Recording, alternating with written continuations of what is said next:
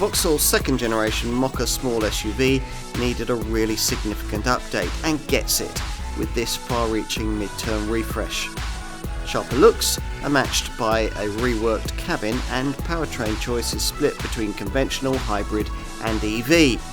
It might all be enough to make this Griffin brand model worth a second look. Ideally, Vauxhall wants customers to choose some sort of electrified Mokka. Indeed, with this car's similarly sized Frontera crossover showroom stablemate, it's a hybrid, an EV or nothing. The Griffin brand hasn't yet been quite that prescriptive with this Mokka, but the car's conventional engine range has been slimmed down to just a single version of the usual 1.2 litre 3-cylinder petrol unit, which offers 136 PS in 6-speed manual guise or 130 PS with an 8-speed auto. Regardless of transmission choice, 0 to 62 miles an hour takes 8.9 seconds. If it's an auto you want and you've a little extra in your budget, it's worth negotiating yourself up to the hybrid powertrain, which arrived in the range just a year before this facelift. It's actually a 48-volt mild hybrid unit, but quite a clever one, which its engineers claim is able to drive the car for up to 50% of the time in city traffic. With this Mokka, it produces more power than it does in most of the other Stellantis models in which it's used, 145 PS, though the torque figure remains at the 230 Nm figure usual for this unit. The engine's coupled to an eDCT6 electrified 6-speed dual-clutch auto transmission, which integrates a 28 horsepower permanent magnet synchronous electric motor, adding 55 Nm of extra torque to the drivetrain.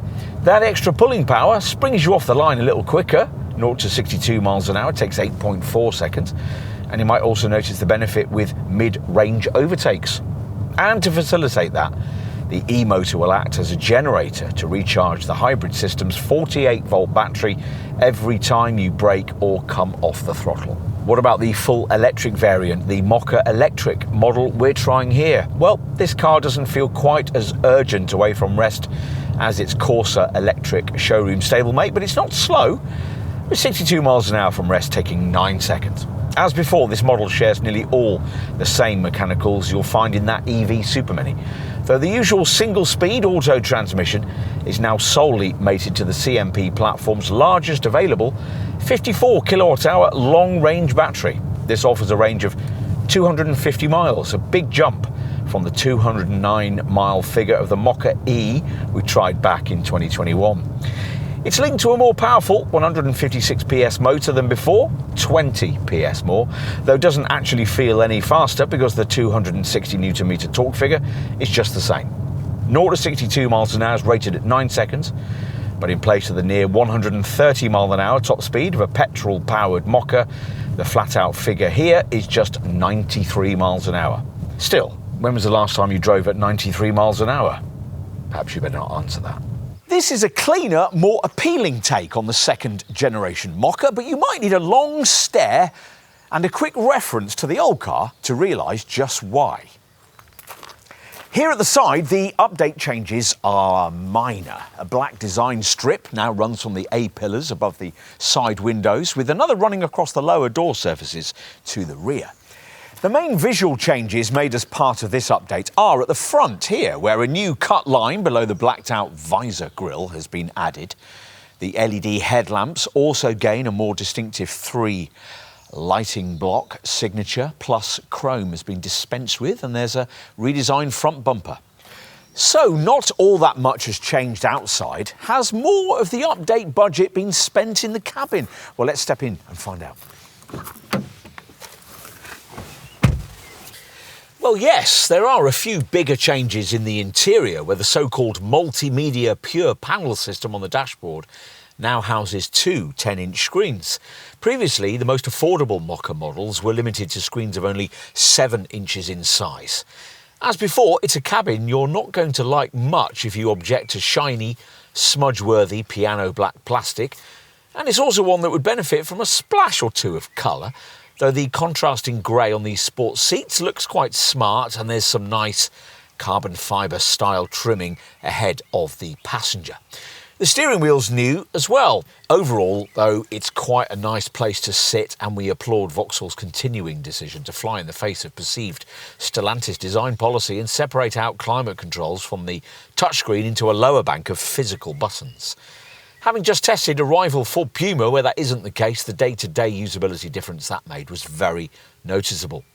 You sit a little higher than that aforementioned Puma, but lower than in something like a Jeep Avenger, which is a good compromise in this segment. And to suit the current zeitgeist, you're surrounded by sturdy fabrics and recycled plastics. OK, so let's have a look in the rear. As before, the short rear doors and small aperture you enter through suggest that it's not going to be particularly spacious back here. Which is pretty much the way it turns out, and unlike in some key rivals, there's no useful sliding bench mechanism to improve things. Legroom for adults would be okay on a short to medium length journey, but you wouldn't really want to be back here for much longer than that. It'll probably be fine for children though, unless they object to the upwardly sloping window line, which particularly on models with tinted rear windows might leave some kids feeling a bit claustrophobic. Right, to the loading area now. With everything open, there's a usefully large aperture, but quite a high lip, and a 350 litre capacity figure that's a hefty 110 litres less than you'd get in the brand's cheaper Frontera SUV model. The rear bench has an inflexible 60-40 split. When the rear seat is folded, up to 1,105 litres of room is released in a combustion Mokka model, or up to 1,060 litres in this Mokka Electric. The efficiency stats for the base 1.2 litre, 136 PS manual model are up to 50.4 mpg on the combined cycle and 128 grams per kilometre of CO2.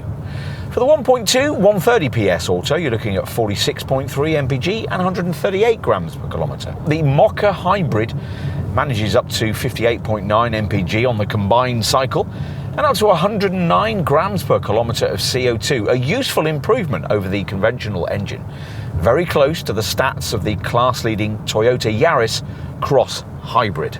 The Mokka Electric model's powertrain can support most domestic charging standards as well as most commercially offered DC rapid charging systems. It has support for up to 3-phase 11 kilowatt charging in AC mode for home use, and a modest 100 kilowatt DC capability is standard, allowing the car to be replenished at a DC public charging point to 80% capacity in 30 minutes. Full AC charging from a 7.4 kilowatt home wall box needs 7 hours and 30 minutes, which you can reduce to 5 hours if you're able to use a 3-phase supply and charge at 11 kilowatt. And in summary, well, no, this improved Mokka doesn't really bring anything very new to the segment, but customers of small crossovers aren't really looking for engineering ingenuity. Usually they want to make a pavement statement. And if you think that's what this car now does, then you might find yourself liking it very much indeed. Superficial? Well, maybe, but this is one of the more eye-catching Vauxhalls we can remember. And that has to be a good thing.